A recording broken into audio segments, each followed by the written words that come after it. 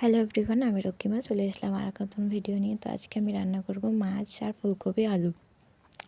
তো আমি এখানে মাছগুলো ভালো করে ভেজে নিচ্ছিলাম।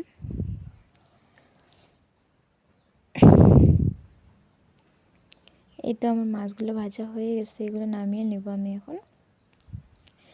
এরপর এই তেলগুলোতে আমি পেঁয়াজ কুচি আর কাঁচা লঙ্কা দিয়ে দিলাম। তারপর এগুলো একটু ভেজে নেব। এগুলো ভালো করে ভেজে নেব। এখানে আমি একটু লবণ, তারপরে হলুদ, তারপরে জিরে গুঁড়ো সব কিছু দিয়ে দিলাম। তারপরে ভেজে নেব। নেওয়ার পরে এগুলো ভাজা হয়ে আসলে আমি এখানে জল দিয়ে দেব।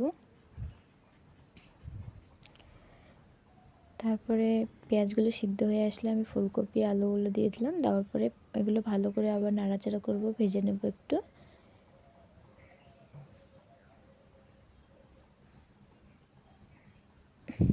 এবার এখানে একটু জল দেব সিদ্ধ হওয়ার জন্য।